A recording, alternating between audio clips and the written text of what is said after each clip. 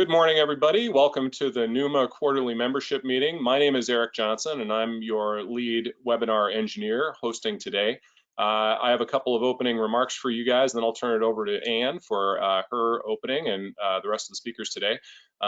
Questions are being taken by the NEWMA panel, but they're not going to be responding to those questions live this morning. They're going to take those and get back to you after the event is over with. But there is a chat panel. You all should see the chat panel available in your GoToWebinar control panel, and we hope you all have a lively conversation in there.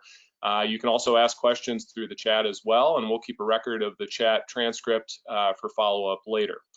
This webinar is being recorded, and a recording will be distributed by NEWMA after this is over today.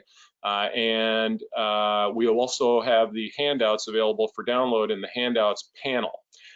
One final note is regarding polls. We're going to be doing 11 polls today, and that's a lot, but we want to learn a lot about you as an audience. And so we want to know how you feel about this whole COVID-19 situation and what's going on with the Regional Manufacturing Alliance and so on. So there's a lot of very specific poll questions in there.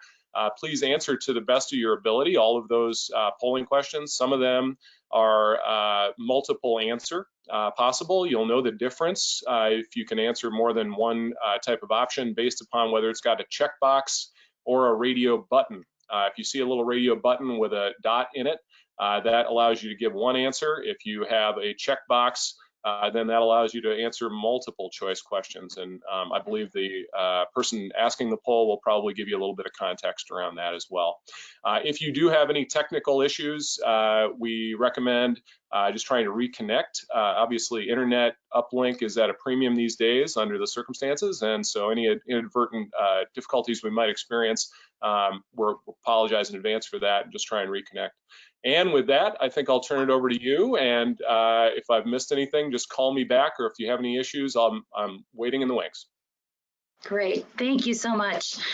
We're so excited to have you here today. And of course, I would love to see you face to face, but unfortunately, we need to do it this way. So we had over 250 people registered, and I want to really thank you for taking the time out to be part of today's meeting. It's my pleasure to introduce to you Mark Lasky, CEO of Sadov Iron and Metal, and our 2020 chair for the New Manufacturing Alliance. Mark, thanks. Thank you, Ann, and welcome everybody. Thank you for attending today's full membership meeting. Obviously, today's meeting is a little different than how we host these meetings. Personally, I'm at home. I've got my wife, teenagers in the house, and dogs, so I apologize ahead of time. I'll try and mute if there's any snafus there, so please be patient. We want to hear from you. So there will be several opportunities for live polling, as Eric had mentioned. Please participate. It really gives us good information as to what you're thinking and seeing. Special welcome and thank you to the following new members for 2020. I won't insult you by reading them all, but we're very thankful for all the new members who joined the Alliance this year so far.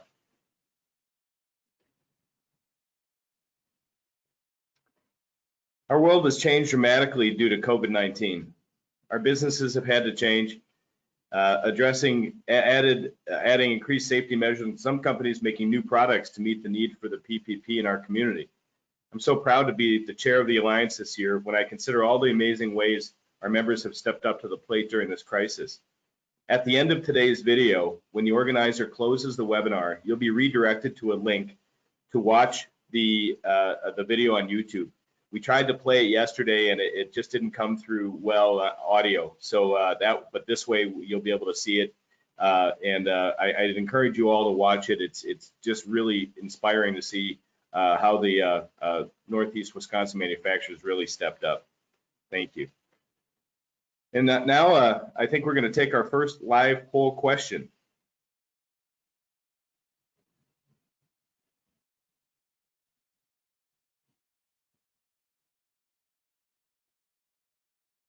How has COVID-19 impacted your company?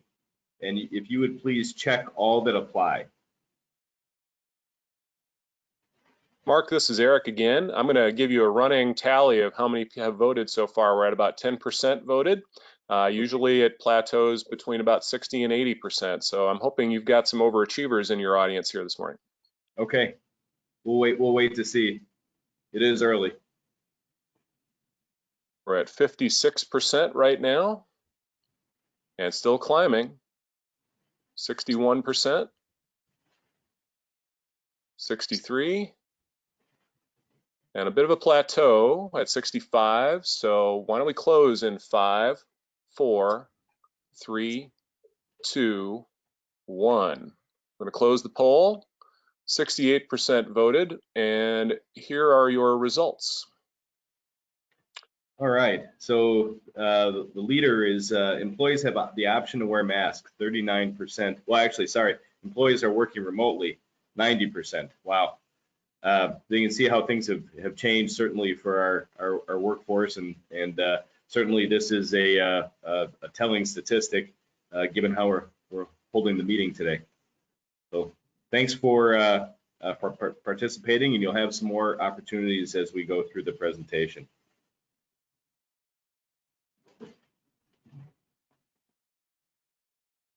Helping members during COVID-19. In addition to members needing to change how they do business, the Alliance has addressed the needs of our members several ways. Connecting displaced workers with short-term and permanent positions with Alliance members, created a COVID-19 HR best practices flyer, NEWMA COVID-19 resource directory, which has been very popular, weekly COVID-19 email updates with webinars, websites, and articles, manufacturing roundtables, connecting members with PPE.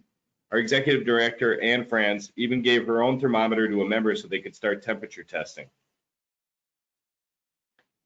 And Austin, if we could add the next poll question.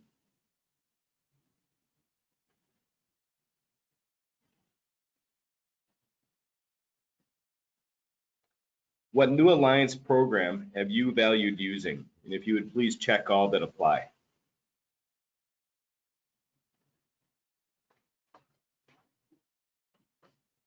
Mark, we're at about 16%. Whoa, there's a big jump. 33% voted. 36%. 40%. Still climbing. 44%. Starting to level off around 47%. And 48. 50. And it's leveling in the low 50s at about 52. I'm going to close the poll with your permission, Mark, in 5, 4, 3, 2, and closed. And here are your results. All right, leader in the clubhouse, 66%. The weekly COVID-19 resources email. So, Anne, great job with that. I think our membership found value in that, and certainly some other features there too. Received, actually, Anne had said that we received some new members from producing the directory. So thanks for that.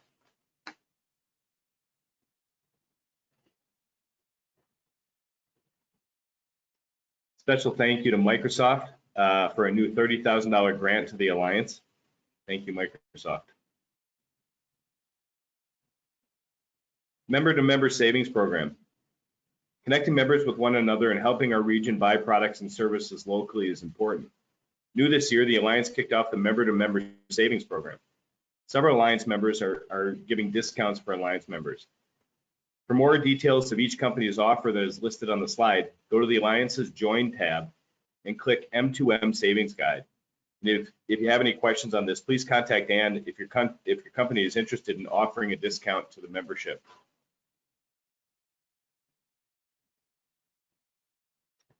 Let's talk about golf. The President's Cup. Third annual President's Cup Scholarship Golf Scramble will be held on August 5th at Black Wolf Run's River Course. Anne has promised the weather will be nice. But there are still 4 more teams available to sponsor. Here's your company's chance to golf with 2 manufacturing leaders. If you are interested in being a sponsor, please let Anne know or message in the chat.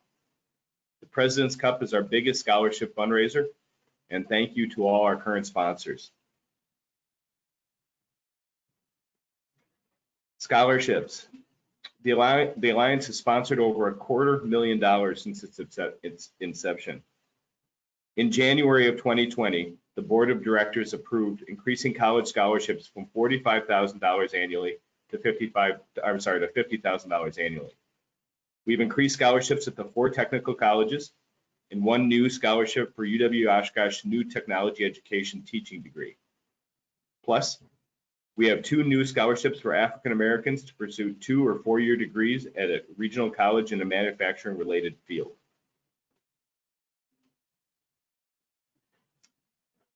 As a member of the Northeast Wisconsin Manufacturing Alliance, your company also receives a complimentary membership in the North Coast Marine Manufacturing Alliance. Each year, there's an associate member meeting giving your company an opportunity to meet with each marine builder. This year's event will be held in September. Please let Ann know if you are interested in the dual membership. All-Stars, 13th year for the All-Star Awards. Nominations are due July 10th. I'll say that again, nominations are due July 10th.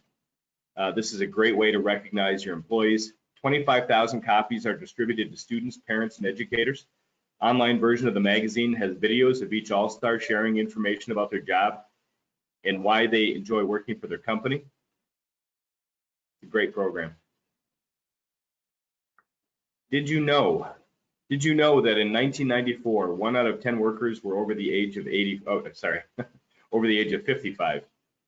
In 2024, that figure changes dramatically to 1 in 4 workers will be 55 or older. We have our next poll.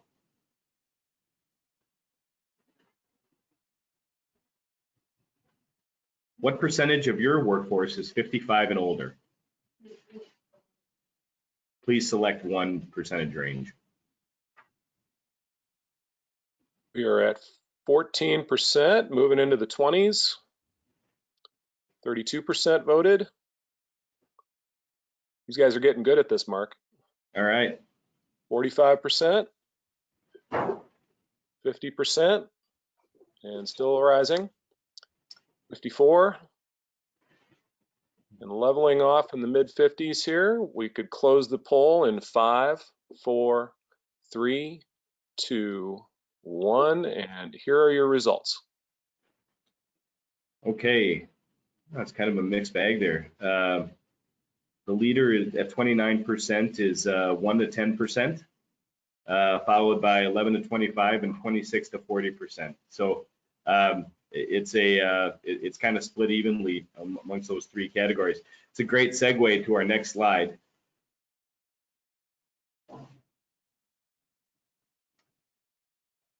The Retirement Readiness Seminar, very popular. In 2019, we surveyed Alliance members, employees 56 and older regarding their retirement intentions. One of the key learnings from the study was many are needing retirement advice but did not know where to get it. The Talent Risk Task Force has been working on a free seminar for your employees 56 and older, featuring speakers on Social Security, the emotional impact of retiring, employment options, estate planning, and staying active in retirement. Your employees will also receive an assessment from HS Group, which will help them learn what areas they need help in. If you have an employee attend, your HR leader can also attend. Spouses and significant others can also attend. There are a limited number of seats available. Please forward the email to Ann that Ann will be sending out to your employees.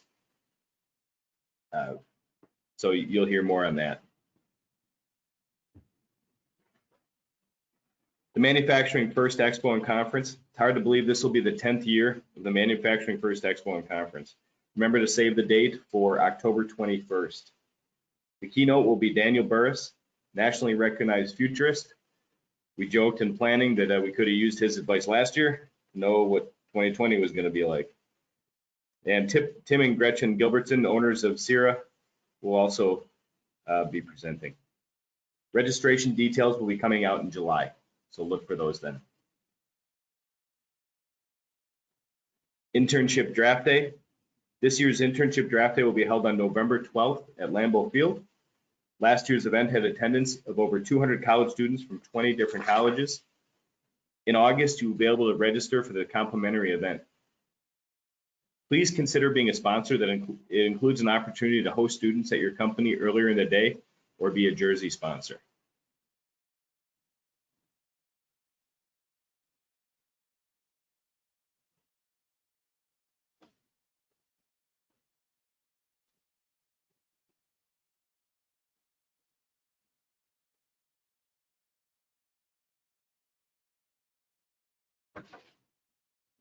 All right. I want to thank Element for partnering with the Alliance on a study to understand the motivators for 18 to 30-year-olds in their job search and reasons for living in Northeast Wisconsin.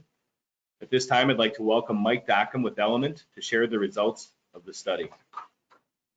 Thank you, Mark. Really appreciate the intro, and I want to thank everyone for being here today, and thank you to the Communication Task Force and Anne for all the cooperation, support, and feedback along the way. And thank you to all you members whose Millennial employees participated in the study and helped us collect the data that we'll be discussing today. So we worked with NEWMA to try to understand a little bit more about some of the Millennial perceptions about manufacturing careers so that we could help to understand what they're thinking and what they're doing and help you guys be able to more effectively recruit them. So we've got a couple polling questions, and I'd like to start with the first one if we could right away, and that is, which benefit do you think millennials value the most? So would that be healthcare, HSA match, retirement/401k match, vacation days, flexible work-life balance, flexibility/work-life balance, or tuition reimbursement? Mike, we have 44% having voted. We're moving into the mid-50s. We have had a couple of people remark that they aren't seeing where to complete the polls. So folks, I think those are just hidden in your desktop view somewhere. If you poke around a little bit, the poll panel should pop out to you. We apologize for any confusion there. Mike, you're at 69% and moving into the low 70s. This is a popular question. Okay, great. Leveling off at 72%, and I'm going to close it in 5, 4, 3, 2, 1. And here are your results. Great, thanks, Eric. Oh, wow, okay, excellent. You guys are really onto something here, so you know your audience pretty well. We'll see that the data from our survey reflects some similarities here for what you guys said, although I would say that maybe this vacation day should have got maybe a touch more love. So I will, as we move into the next part of the slide deck here and talk about the research questions that we looked at for this study. I did want to mention that because of the time constraints, we're really taking probably what could easily be a 45-minute conversation and packaging it up in a 20-minute bag for you guys. We're going to be doing a webinar workshop on June 25th at 8:30 a.m. Anne's going to be sending out some information about that. But for those of you who are interested in this and want to dig into a little more detail, the purpose of that workshop is going to be to actually be able to work with you guys on some of the recommendations. So digging in a little deeper there, getting a look at what your digital footprint looks like to a millennial potential applicant out there who's checking you out and seeing what we could do to help optimize that. So our main research questions, we wanted to know how millennials perceive manufacturing as a career choice. We wanted to know how they go about the actual execution of their search for employment. We wanted to understand more about the benefits that they value the most. And then we also wanted to know, what do they think about Northeast Wisconsin as a place to live? So at a high level, what we did to go about this is we conducted both qualitative research in the form of a focus group. That was to get some more rich open-ended data and also to inform our questions that we put into our 31 question survey, which we then sent out to determine how much we could generalize those findings. So within the NEWMA audience, we actually had over 100 participants, so 119 millennial employees, which we defined as ages 19 to 30. And these were employees of NEWMA membership organizations. So again, thank you to all of you who promoted that survey and whose employees participated. We also wanted to have a control group. So we surveyed over 500 people nationwide just to see how their impressions would differ from those millennial manufacturing employees. And of that group, 142 of them were of that same age, which we would consider to be the millennial generation. So digging into our key findings, again, this deck will be available for download afterward if you want to get into looking at some of the details here. But what we saw was that young manufacturing employees had a very positive impression and a long-term favorable outlook for manufacturing careers. So as you look at our semantic differential data here, If you ask them, do you see manufacturing careers more as a stepping stone or as a career, it was really strongly skewed toward career, which is good. We also saw a very large majority, 80%, felt that they still expected to be working in manufacturing within 5 years, and more than 3/4 felt that manufacturing provided enough opportunity for growth within their career. And 7 out of 10 would recommend manufacturing careers to a friend, which is great to see. A little bit more skewed when we start to talk about the day-to-day responsibilities of manufacturing and how people perceive that. So the millennial employees did see that there was kind of a little bit more of an equal balance between their day-to-day tasks being more repetitive on this side versus dynamic over here. So this is something that was kind of in contrast to what we learned from the focus group participants, but that could just be because of the small sample size. I don't know if this is because maybe a lot of the millennial employees, when they're first coming in with entry level, they may be asked to work on more repetitive type tasks, and that's where that opportunity for growth really comes into play. We then asked them about whether they think someone who works in manufacturing is more of a button pusher or a critical thinker. And while we see that the data kind of, the bell curve does kind of skew a little bit more toward the right side of the critical thinker, wasn't really as much as what we expected to see. So this is something that we want to be aware of moving forward. Again, could be kind of a similar effect to what we saw, where maybe some of the entry-level jobs aren't quite as much in line with those expectations. We also asked the participants to share with us some of their impressions of what Northeast Wisconsin is all about. You can see from our word cloud here where we've got the point size of these different words is representing the frequency of their responses. So we've got a lot of people who got their fingers crossed that we get a full football season in this year, not surprisingly. And you see some other really good positive associations. But overall, what we learned here is that people who are already living and working in Wisconsin do have a very high favorability rating for Wisconsin. So if we asked them to rate it on a 10-point scale, the average was slightly over 8 out of 10. And only 1 out of 5 of our participants, or slightly more than that, said that they would ever consider or think about living somewhere outside of Northeast Wisconsin. And again, that 3/4 number said that they would recommend living in Northeast Wisconsin to a friend. So this really speaks to just how favorably people look at life in Northeast Wisconsin for those who are already living here. So to dig a little deeper into that, we wanted to measure the potential persuasiveness of 3 different message strategies. And so those 3 message strategies were seen very differently depending on the audience. So we'll kind of just dig into that moving forward here in the interest of time. So the first one we asked about, Wisconsin has the most manufacturing jobs per capita of any state in the US. It's an awesome metric, a great stat to know. We considered the possibility that maybe some people might find this really persuasive. And what we're looking for here is we're looking to see which answer gets the most pink and orange and the least amount of green, blue, and purple. And so, this one has kind of a high degree of apathy among the audience, but it still has some good favorability, but not as much as when we compare it to a couple of other message variables. So when we asked the Wisconsin millennials about housing costs or this message, housing costs in Wisconsin are about 15% below the national average. For them, this one was slightly more favorable than the last one. For the national audience, this one was actually the favorite. So if you're trying to promote jobs within your organization to people who are currently living outside of Wisconsin, this idea about the cost of living and cost of housing, this could be a really persuasive message there. Not so much for people who already live here, for whom this was definitely the most popular message. Wisconsin is the ideal home for people who love sports and seasonal outdoor recreation. So here you've got very little apathy and unlikelies, and a lot of people saying that this would be a persuasive message for them. So kind of what we took from that is that for segmenting the audience based on where they live, you want to make sure that the message for people within the state of Wisconsin is really dealing with the idea of the culture and the outdoor recreation and those things that we love about living here. But that might not have as much appeal outside of the state, where people are going to be looking more for like the tangible cost of living metrics. The next section here, this might be a good time to break for that second poll question if we want to bring that up quickly.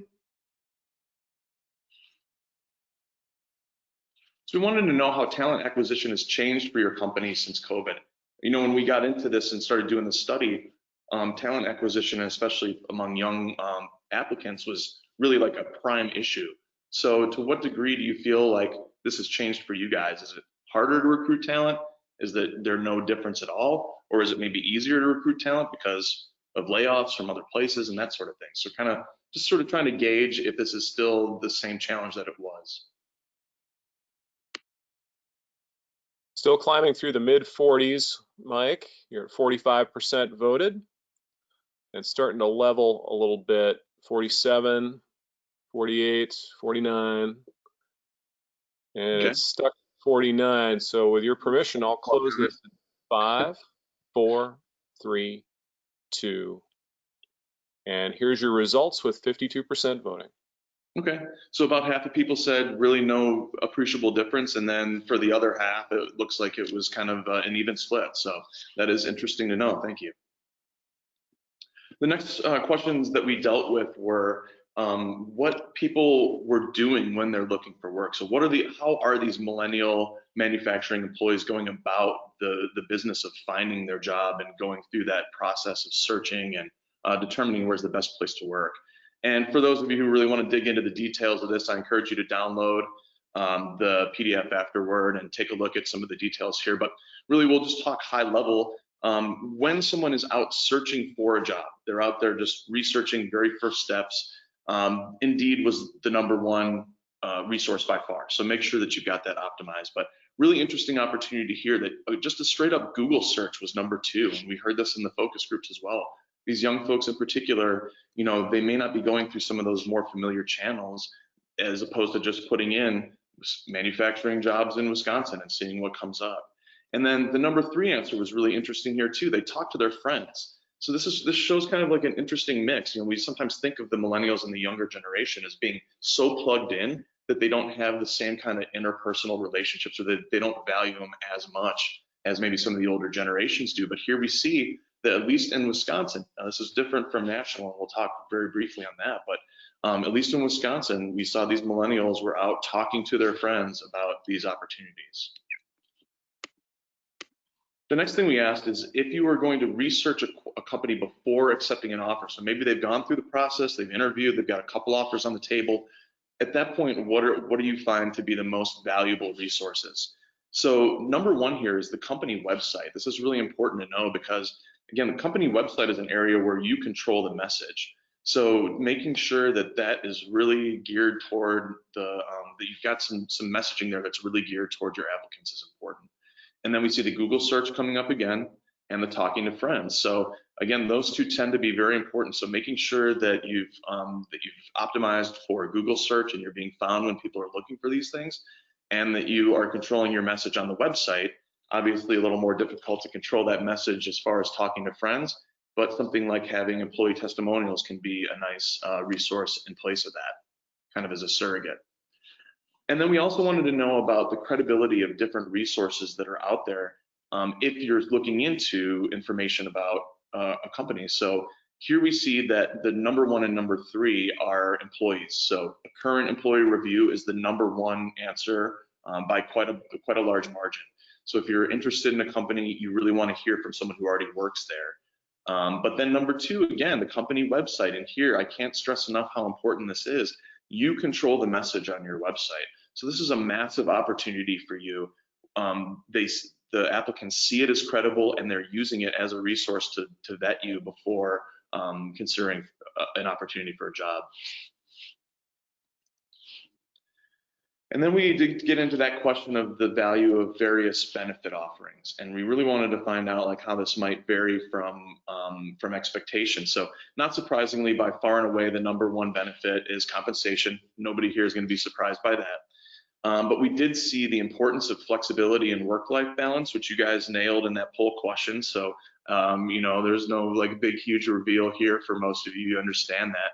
With those younger people coming in, they really saw the flexibility, the number of vacation days, and some of those other things as being more important than traditional ones we may consider more valuable, like the 401k match and healthcare, which, you know, obviously for the older employees, that becomes more salient. But really, when we're trying to attract the millennials, what can we show them in terms of flexibility? Do they have options for scheduling, for shift work? What can we do as far as offering vacation early, and as opposed to making them, you know, wait for a year before they're vacation eligible? These are the sorts of things that you may have a little bit of wiggle room within what you offer and what you promote, to be able to skew that toward what they value as being most important. There were some key differences between the NEWMA audience and the national audience that I just wanted to hit on real quickly. The full version of that executive summary where we get into detail, we'll make that available in our workshop webinar for you guys, but just at a very high level, the national audience was less likely than the NEWMA audience to see manufacturing as a career as opposed to a stepping stone. So you know, those questions about the perceptions of manufacturing careers, it wasn't as positive among the national audience, which may not be a huge surprise. They also had a significantly less positive impression of Wisconsin. So where, you know, Packers really jumped out, and all the outdoor recreation stuff, the, you know, cold and cheese were real big, but it wasn't as positive a perception. Those national job seekers really favored the company websites, Indeed and Google search as their clear top 3 when they're looking. So they were all online. They didn't care so much about talking to friends and having that interpersonal side. But then the national job seekers were more likely to value job fairs and career fairs than the Wisconsin ones. And then so they were much less likely to talk to their friends.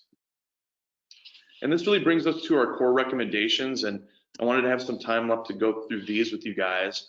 And this is really going to be the crux of what we'll do within our workshop webinar, is dig into these and take a look at what some of you guys who are able to participate in that are currently doing, and maybe look at some examples of what's working and what's not, and really show you what we mean when we talk about what some of these things are. So for example, hiring companies should audit and optimize their digital presence. What does that really mean?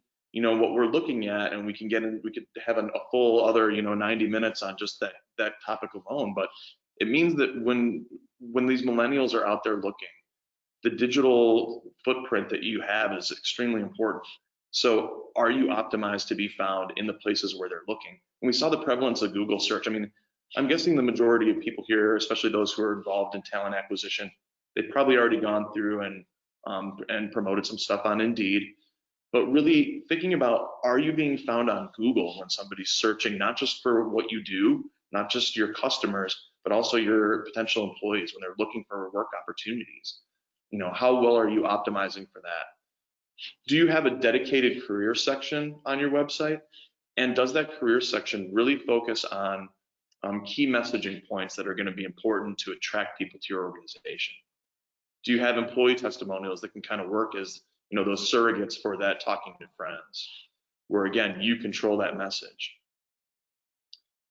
The promotion of postings and presence on Indeed. So, you know, not just putting the postings on there, but how are you promoting that and how are you optimizing those? Making sure that you really are enhancing your Google presence across the board for those manufacturing jobs. And then what we saw was that within social media really didn't rank very well in any of our categories as far as where millennials are going when they're looking for opportunities.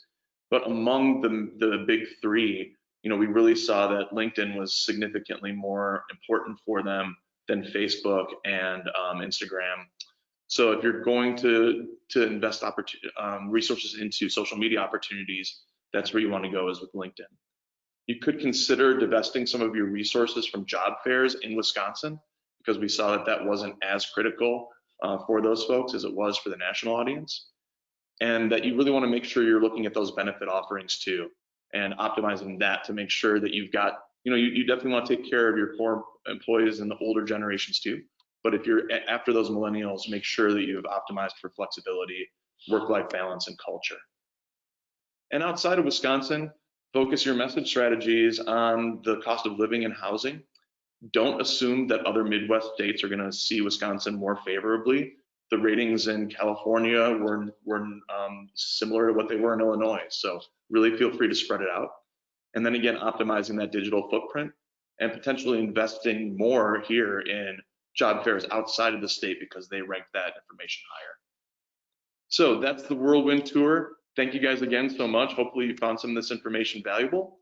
And for those who are interested in more, please join our webinar on June 25th. Thank you.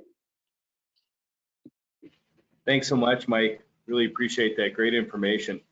We now have another Mike presenting, Mike Schlagenhaufer, on crisis management planning and execution from Acuity. I did want to, before you started, Mike, just toss it over to Eric Johnson on a reminder on the poll. We do have a poll scheduled to happen here, Mike. So whenever you're ready, just say launch the poll on crisis management planning, and I'll go ahead and get that up. I'm ready to go. All right. Well, here's your poll. Do you have a crisis management plan in place? And then your options below. If you would please choose the situation that your company is using right now.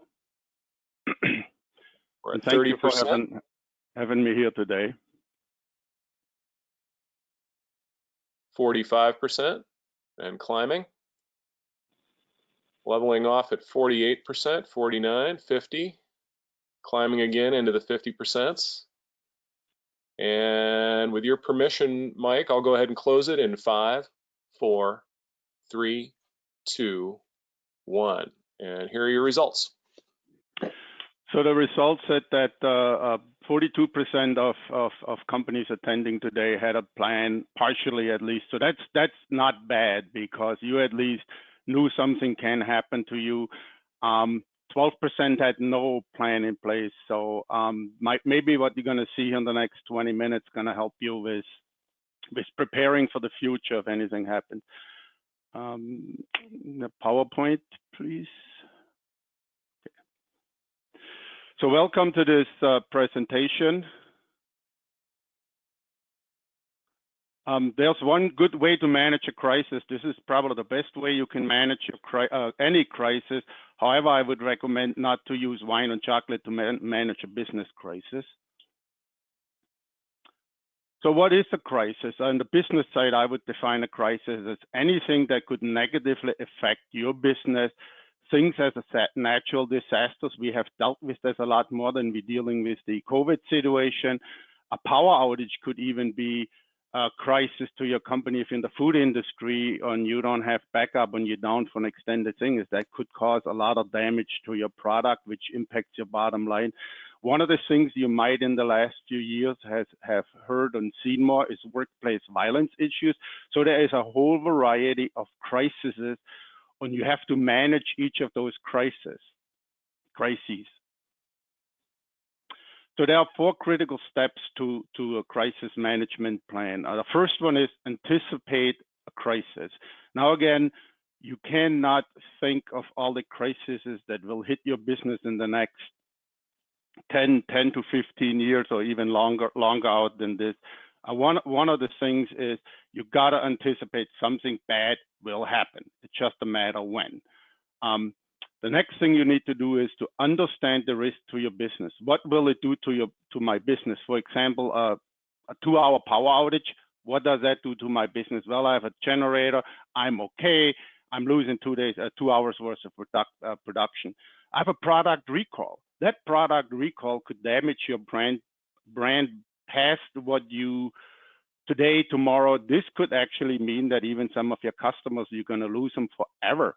So that's brings me to the last thing that you need to consider. What is that financial impact to my bottom line when you have a crisis happening to you? The next thing is you need to establishing a crisis response team. That should start out, and we're going to go through the details on that in the next couple of slides. You need to select a team, develop a response plan, establish a communication plan, and then practice your plan. And the last thing with any crisis is you should have a 360-degree feedback loop. So anticipation, well, you see what just happened here in March for most of us is the business was closed. We never would have thought that that's going to happen.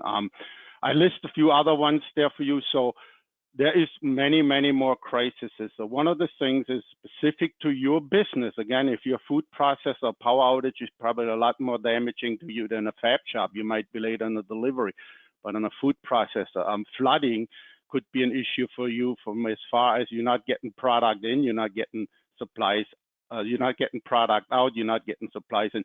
So there are a variety of issues can happen to you and impact each of our business in a different way. So really look at all of the crises that have happened, and there's plenty of them when you turn the news on, and then customize your response, how those crises can impact your business.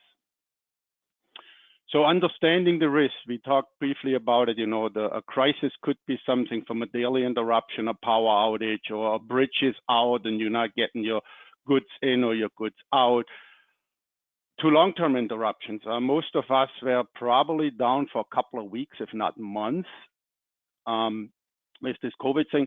So how does that impact you currently, and what does that do further out? If you can't deliver, and let's assume that you have a competitor that is not impacted by this, they're going to take market share from you. So that impact of that longer term interruption could damage your brand or even take your company out of business. How can the brand be damaged? You look at the product recall. I think you have heard it enough from the automotive industries, the key lock, the interlock change at the GM issue. What can it be in a long-term damage to you? Can the customers leave, and how do you recover from this? And again, what does it do to your bottom line? Because anytime you're not in the marketplace, you're not actively serving your customers, somebody else is picking up that business. So your crisis management team, you should have a cross-functional team. And the reason for this behind is if you put just your plant manager and then your human resource manager, they only see that much from a plant. For example, if your crisis is a fire in the building, you might want to have maintenance people on there so they can work with the emergency response teams on, hey, we have some flammable goods here, we have some chemicals here that they need to know, be aware of it. If you have a workplace violence thing, you might want to have human resources in there to get with employee counseling services going right away so that you're ready to deal with whatever the issue is. You might even want to put people in from your engineering staff, from your IT staff. If your building is down, how do you access or how can your customers reach you if your server on site is damaged through a fire, flood, or whatever? So you want to have a broad attendance in this cross-functional team. Develop a policy. So when you get your team going, you might want to sit down and say, what is a crisis? What do we call a crisis? Just having a bathroom that doesn't work might not generate a company crisis where you need to have the full team spring in action and have the media involved and everything. So you need to define for each case, when do we call a crisis a crisis? And then who will initiate the team's response? So you might want to have a leader of the team. It might be your CEO or a CFO or a plant manager that says, okay, I make the call that we are currently in a crisis. This is the crisis. We need the team to be ready. We need to call the team out. The team needs to take this over. What responsibility does everybody on the team? Who runs the team? Who is the key contact for media, for example? Who's the key contact that manages this specific crisis? Again, we can go back to a planned emergency where you have water lines breaking or whatever. You might have a maintenance person be that key person. However, if you have something like COVID happening, you might want to select the key person for managing the team, overseeing the team, and directing the team be somebody else. What tools does your team have authority over? For example, if you put a crisis team in place that has absolutely no tools, has no resources, has no authority to do anything, they're pretty much not going to be able to manage that crisis for you. Again, we're going back to the cross-functional team. If we have a product recall, I can bring my quality manager in, explain what happened. I can bring my engineering team in. Here's how we're going to get this problem resolved. You can bring your customer service team in of the cross-functional team. Here's how the customer can return or get information if their product is impacted or not. So again, depending on your crisis, different people have different leadership roles in that. And one of the biggest things is you heard Mike Dockum talking about, the internet and on media and social media. How do you communicate? How do you think about this? Your plant is shut down due to a natural issue. How do you reach your employees? If you have workplace violence and first shift and it's 2 o'clock and they're all coming in, how do you stop second shift employees from getting involved into this issue and a negative thing by pulling in the parking lot? I'm getting exposed to media. How do you reach your supplier if you down and cannot receive any more goods? How do you stop those trucks from even pulling into your thing? Or how do you work with your supplier if your product recall is due to a product that came in defective from them? In the food industries, we have seen this bad powdered egg is coming in. How do you communicate with your supplier? How do you stop it? And where do you get the replacement product from? How do you communicate with your customer? I go back to the product recall. How do you let your customer know how to get this product out of their hands so that they're not getting hurt? And then the other thing is, how do you communicate with federal and local state emergency management response? This is more probably if you have a workplace violence issue. If anybody can remember what happened in February with Molson Coors, their crisis response internally immediately got the local authorities involved. They locked that plant down. Nobody could go in or out. This is all the things. If your team doesn't have authority or the tools to do this, the crisis can get even bigger. And then once the crisis gets bigger, think about what it does to your brand. And then ensure that the team has multiple communication lines. For example, if you have a bridge out and people can't get to work, how can they communicate with each other? We've got so depending on our cell phones. Think about if a Hurricane Katrina comes through and knocks 15 towers down, how do we communicate? So this is all the things that you should be have your crisis management team thinking about it before your crisis happens. So crisis response communication plan. First of all, we just talked about it. You should be identifying your communication tools. Social media today, you see all the riots going on, people with their phones everywhere. So make sure that you have the same capabilities if there's something that you need to get on video on social media, that you have the tools for your team to get that information out in the right light and the right positive. We just talked about mobile phones. I throw laptops into that, computers. We just saw this with buildings, companies being shut down. A lot of companies didn't have their employees equipped with laptops.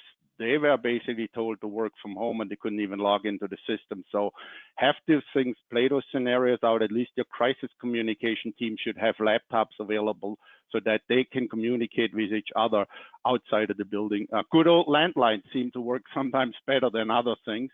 And then there's always two-way radios. They're really helpful if your media, if your emergency or your crisis is localized within the plant. Two-way radios work great.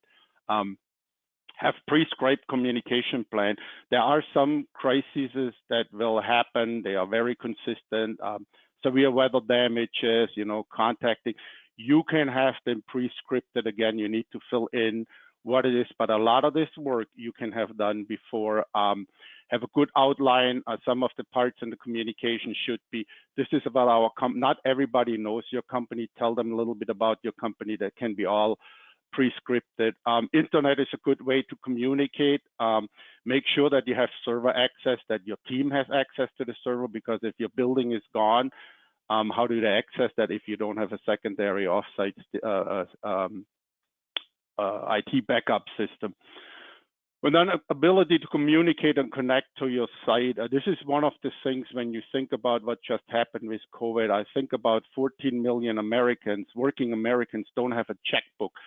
When you told them to stay home, or the media told them to stay home, their first thing was, how do I get my paycheck? So if you have employer portal or an intranet where the employers can log in, you can generate a frequently asked question for them so that you don't tie valuable resources up asking the same question. Do I get paid this Friday? How do I get paid?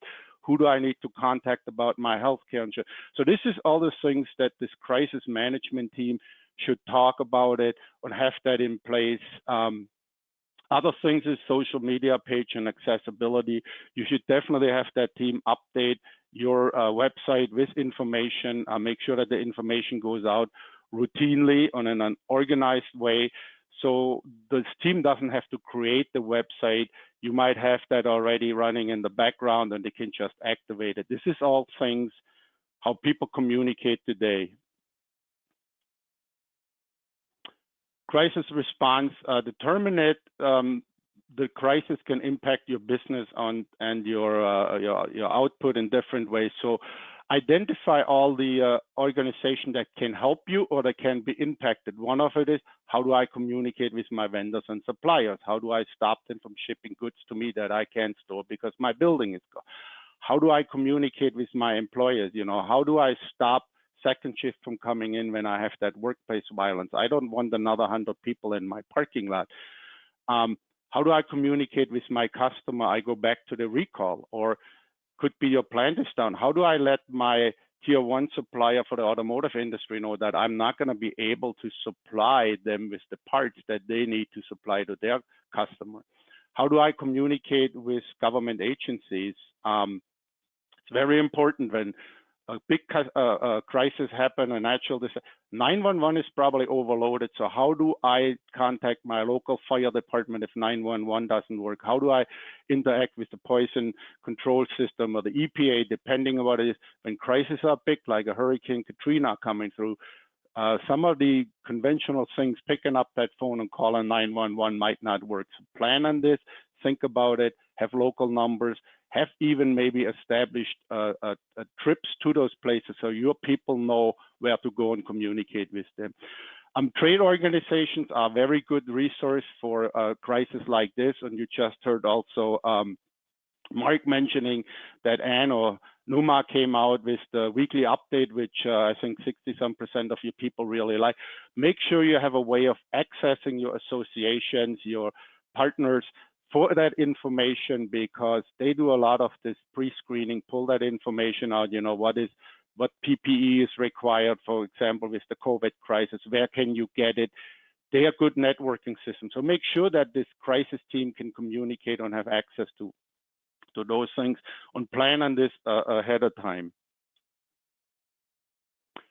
So crisis response, the communication in the crisis.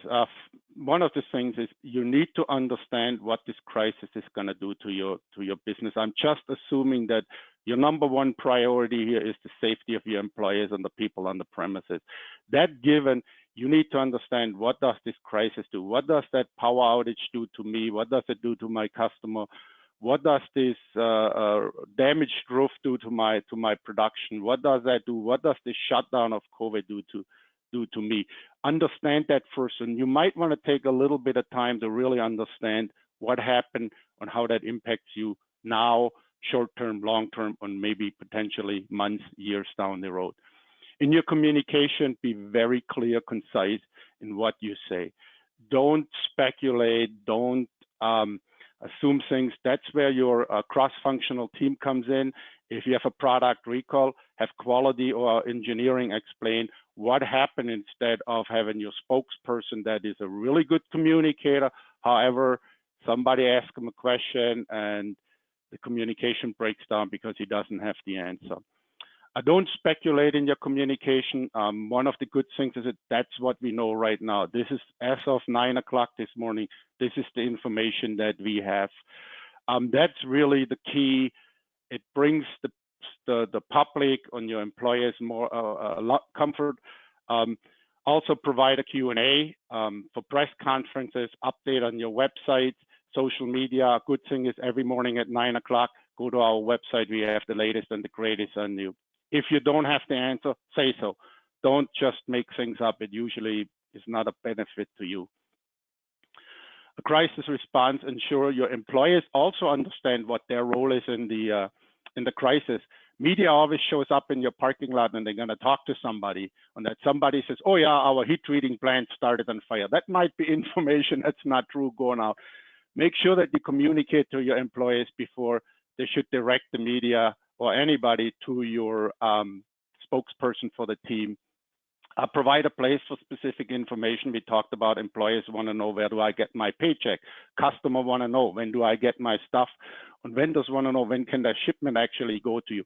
Make sure that you have that in place and communicate that to those sort of resources. And closing the loop, provide regular updates, provide a place where people can contact you like you have here. You have a chat room where people can send stuff in, provide information regarding on how and what is going on in the crisis and what you're planning on do.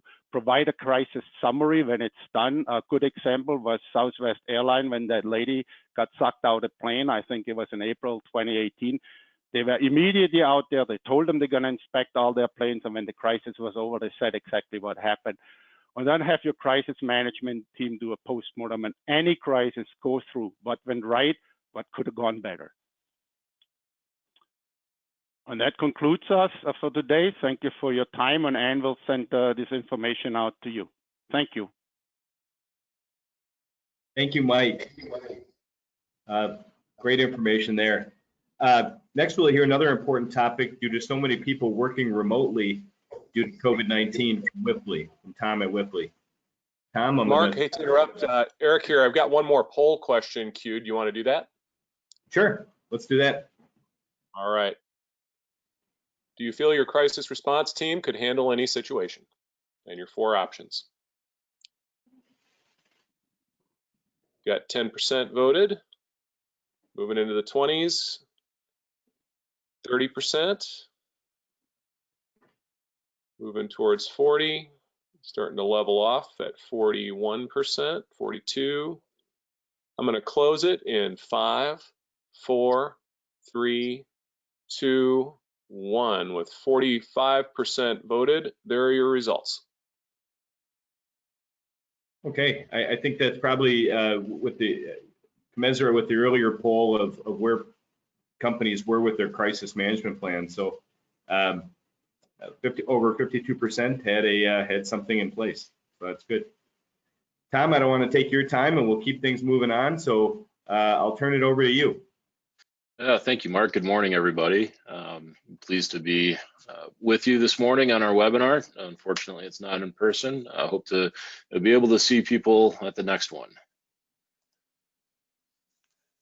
So many people have had to transition to a remote working situation, and that's unfortunately caused a lot of security vulnerabilities, and the cyber criminals have responded to that.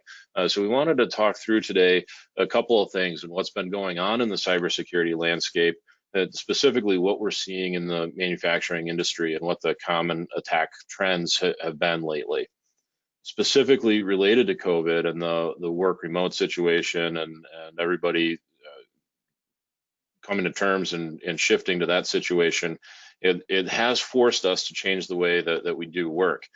Unfortunately, cyber criminals know that as well, and they're taking advantage of it. So we'll look at what the attackers are doing and how we see them taking advantage of the situation that we're all in today.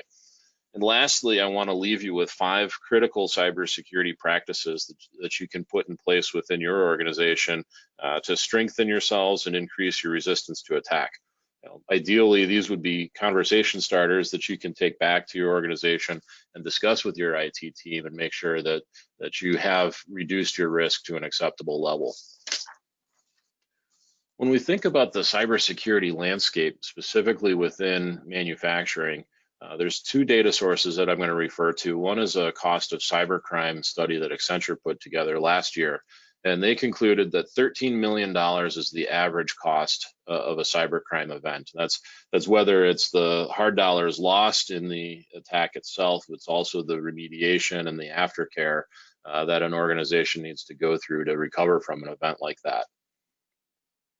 Very recently, Verizon came out with their 2020 data breach investigation report. And this is one of the most anticipated publications in the cybersecurity community every year.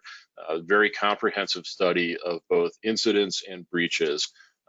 Incidents are any unintended cybersecurity activity. A breach is an incident with a confirmed data loss to the organization.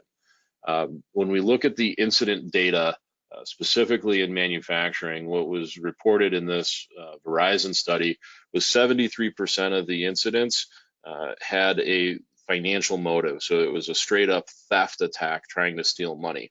The remainder of the attacks in the manufacturing space was espionage, where people trying to steal confidential information, trade secrets, and reduce competitive advantage. The last number on this slide here is particularly intriguing to me as a security practitioner.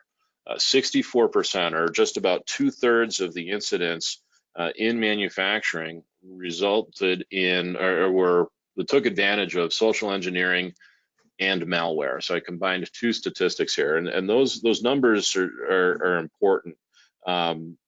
Social engineering is somebody preying on a person to do something that they otherwise wouldn't do. And malware is getting unauthorized software to run on a computer within a target environment. Those are things that are directly within our control as security practitioners, and we need to be able to do better with equipping our employees to be more prepared to detect and thwart those social engineering attacks. And then we need to keep our systems more secure so malware can't run within those environments.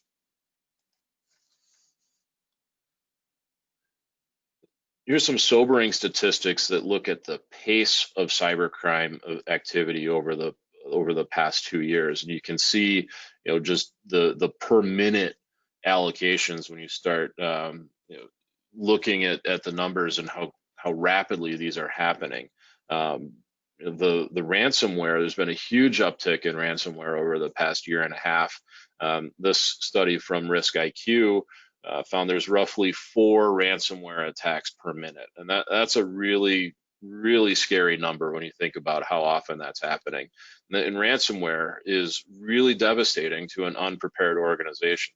We've seen way too many companies that don't have proper backups in place, and they're not segmenting their backups, and they unfortunately are dead in the water from a ransomware attack, and are really looking at how do they continue as a commercial enterprise. In fact, there are some studies that report a pretty alarming number of organizations do go out of business as a result of a ransomware attack. So let's take a little deeper look specifically at ransomware. If you're not familiar with it, this is specialized malware, a type of virus that gets downloaded by a victim. There's a couple different technical ways that can happen, but the payload in this ransomware executes, and it looks to propagate across a network. It looks for other computers. It's looking for data stores. Where can I get to this data? After a period of time, and the ransomware has mapped out the target environment, it can then execute its encryption payload, which will render your data unavailable to you. And then it demands a ransom payment in order to get the decryption key. That time from attack, or from that initial installation of the ransomware to encryption, can be as quick as 3 or 4 hours in some cases. So there's not a lot of time to detect it and shut it down within your environment. And it's getting harder and harder to do because the ransomware is getting trickier and trickier in how it hides and how it's stealthy. In some cases, that interval from infection to ransom is increasing, and they're laying in wait for months. And the theory there is they're letting the ransomware get into the backup files as well.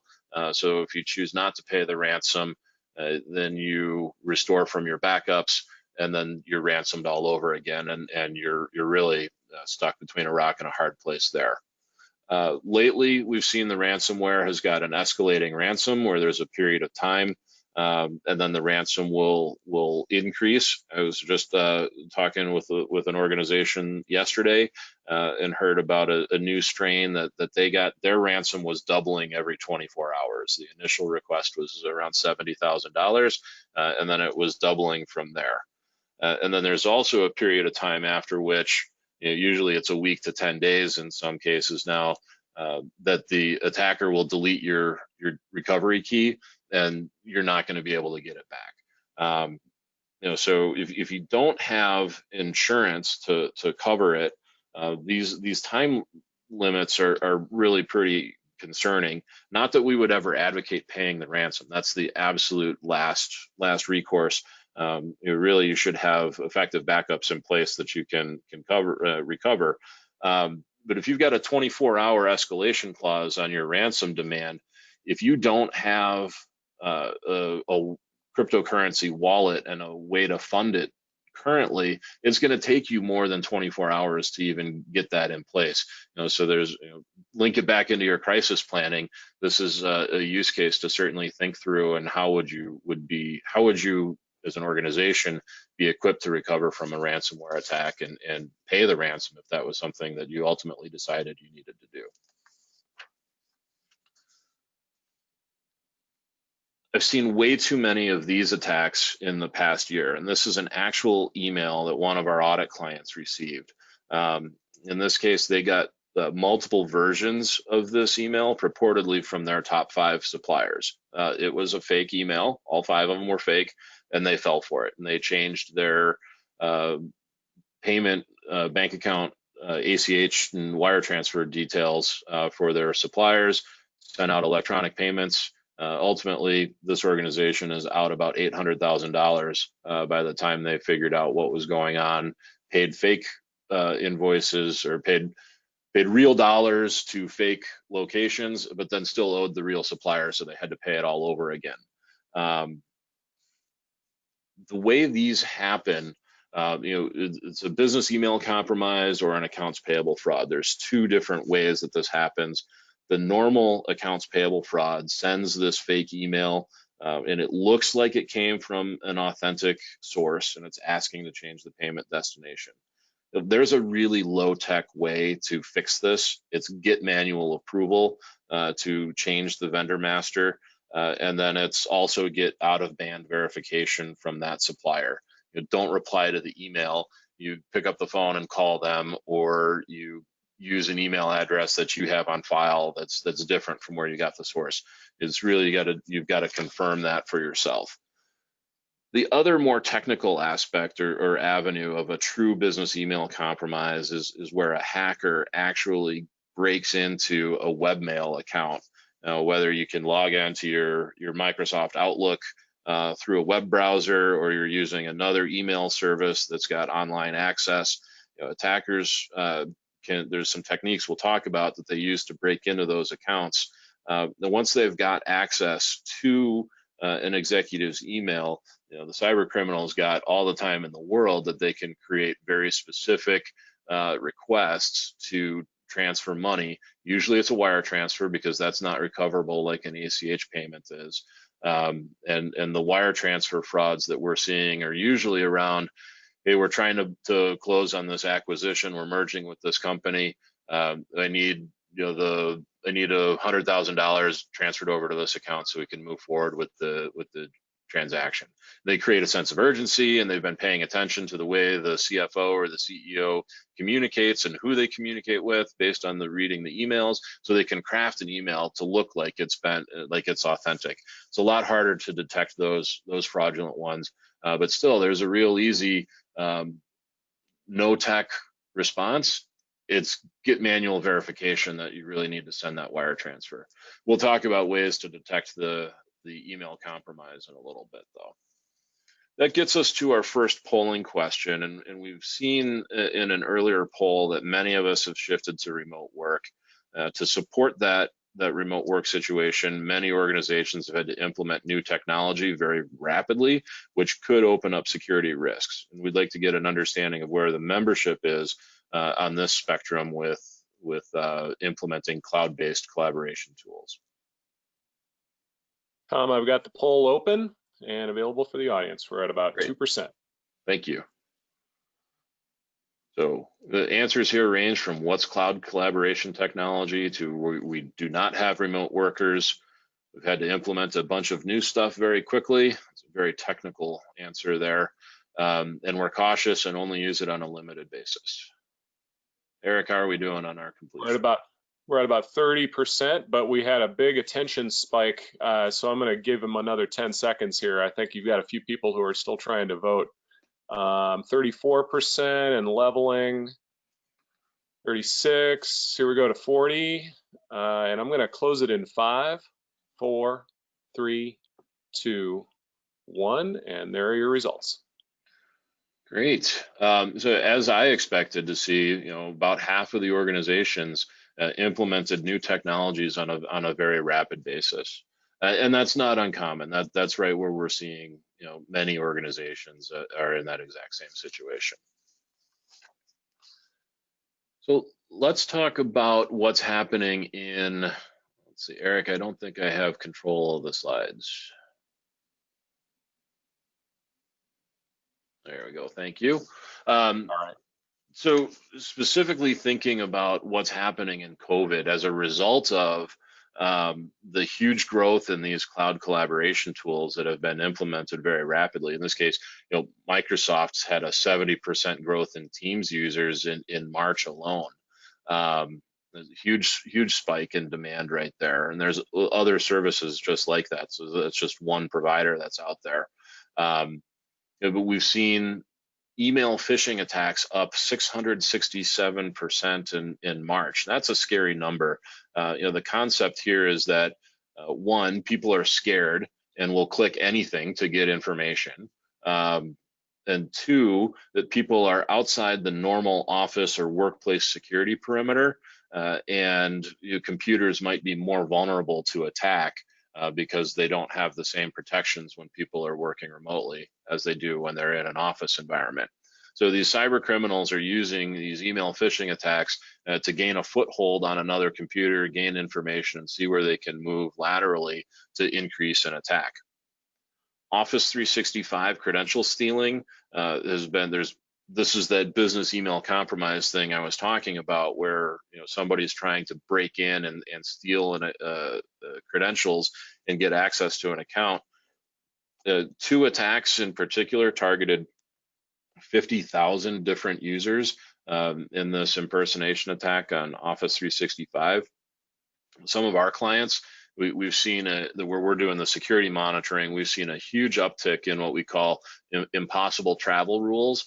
So if we've got a client in Green Bay and the CFO logged in his email, and then there's somebody in Nigeria where we're seeing attacks to log into that same account, and there's not enough time to get into to go from Green Bay to Nigeria, that's a suspicious incident, and that needs to be investigated. And unfortunately, in some cases, we've seen some of those people guess passwords correctly and get in. So there's an incident response that needs to be initiated to throw out that attacker and get that password changed and make sure there hasn't been a loss of information. Password spray attacks, I'll get into detail on what that is, and that's really the mechanism on how people are breaking into these online email accounts. But the federal government's issued an alert earlier in May about multiple advanced persistent threat groups are exploiting pandemic concerns as part of the attacks out there as well. So cybersecurity was a whole bunch of activity in February and before, and it's just gone up exponentially since March with COVID. It's made everybody's awareness to the issue, at least in my industry, a lot more acute. 2 main ways that this is happening and people are taking advantage of the COVID situation. One is with social engineering, and this is with phishing. They're sending fake emails where they're trying to induce a user to do something against policy that they would otherwise not do. And the personal concern and a lot of the fear and uncertainty around COVID is an attack vector. People are using that as a way to prompt people to click links, which would take them to sites that are going to try to push out software that if the computer is not properly secured, that malicious software can get installed on those computers. Make no question about it, the target is us as an individual. You know, these social engineering scams are trying to trick people. And that's the first step in getting unauthorized access to the computer. The second method that these attacks are happening are authentication attacks. And there's two flavors of this happening. One is password spray, and this is where an attacker is trying repeatedly to log in with common and easily guessed passwords.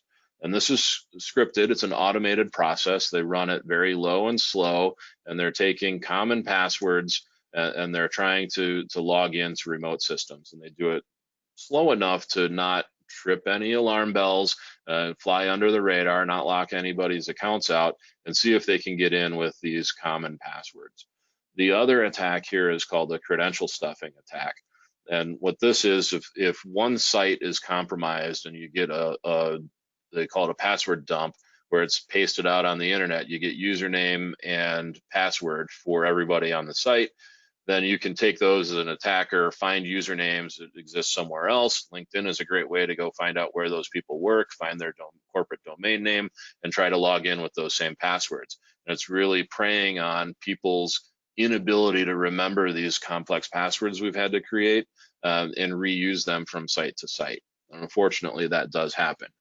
If you're not using multi-factor authentication on your remote access points, VPN, Exchange Web Service, Office 365, now Teams, if you don't have that multi-factor authentication in place, you are vulnerable to these authentication attacks with password sprays and credential stuffing. So it's important to get those weak passwords addressed. Just a quick editorial note on password strength here. You can read this cartoon, the slides are down, but we've got to change our thinking about what we do in creating stronger passwords. Jumping ahead here, I want to get to the 5 critical cybersecurity practices I said I'd leave you with. Multi-factor authentication, we just talked about how important that is.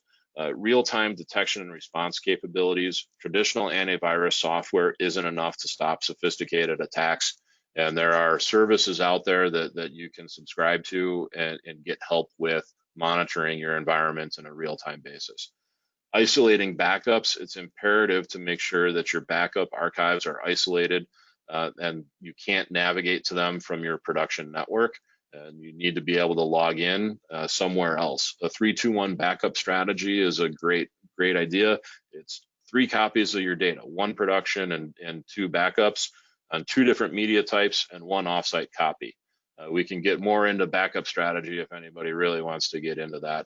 Managing your vulnerabilities, you've got to harden your systems and apply security patches and keep the software current, which gets more challenging when people are working remotely and they're not coming into the office and getting those security updates, but you got to find a way to do that remotely. Lastly, train your employees to be skeptical and detect phishing. Security awareness training has really evolved in the past couple of years. It's inexpensive and it's easy to implement, and it can actually be kind of fun and entertaining for people. It's not the day-long classroom sessions anymore, but we can do better to make our employees be more skeptical. That's it. Here's my contact information just in case anybody's got any questions on this. I know I wrapped up pretty quickly here at the end here, Ann, and I think we're still on schedule. Thank you, Tom. Really appreciate that. Just it's so timely. Just last night, my brother had sent me an article from the BBC. It's on their website. Honda's global operations was hit by a cyber attack yesterday. Looks like they're calling it a ransomware attack. The Japanese car maker, and it affected their internal operations. So that was just yesterday. There's more on that. And just a reminder, UW Oshkosh does offer a master's program in cybersecurity. So again, really timely stuff, and thanks for the presentation, Tom. Our last presentation is focused on how to help members find talent. If you'd please welcome Allison Bowie with NWTC and Chuck Wachter with Fox Valley Technical College. Take it away, gang. Great. Thank you, Mark. Hi, everyone. Nice to not see you, but great to be here. And Chuck and I are here to talk about Earn and Learn, and in a hope that we can talk and get you perhaps interested in the program. So we are going to,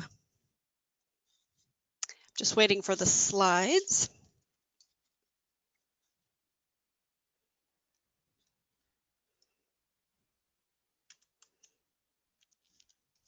Not seeing the slides. There we go. Hey. So Earn and Learn, we're going to do a quick overview, and Chuck will talk with you about the requirements from your perspective, and then want to highlight those manufacturers who are already part of us. So to highlight, just to remind you that it's NWTC, Fox Valley, and LTC. So we're all in this together in terms of trying to get you talent you need with our high schools. So on the right-hand side is a picture of an article that was done recently in Insight on Manufacturing. So wanted to make sure you knew about that. And take a look at it when you get a reading opportunity. So I do have a poll question first, one of your last poll questions, and that is how many, if you could guess, Northeast Wisconsin high school students take advanced manufacturing classes. So we call it dual credit, so that means you're getting high school credit and you're getting credit at one of the tech colleges as well, or the 4-year. But Allison, we've got about 40% have voted, and it's okay. still climbing. So people are, the attention snapped up too. So I think a lot of people want to get their voice heard here. Going over 50 now, and starting to level off in the mid 50s. So get your votes in, folks, in the next 5, 4, 3, 2, 1. And with 59% voted, there are your results. Well, super. That's great. Kind of split evenly, isn't it?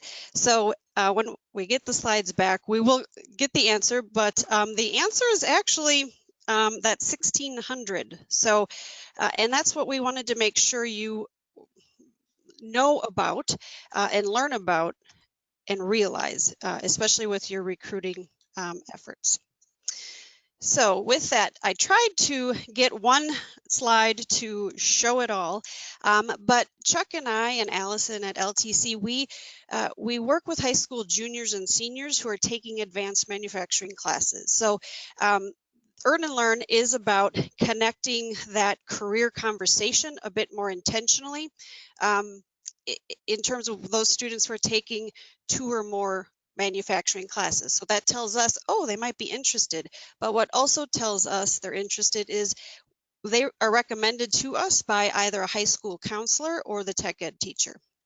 And what I think is most important are the last 2 bullet points, is that those high school seniors, so they want to be in manufacturing, but they want to live in Northeast Wisconsin. So when we talk about talent and looking for talent, we have a lot of talent here. So I guess you could consider us an extension of your HR team. Earn and Learn is meant to connect those over 1,500 students taking dual credit classes in advanced manufacturing, right? So you all want talent, and we all want to train the talent and get them to you. So we see Earn and Learn as making that intentional conversation, tours, interviews, that sort of thing.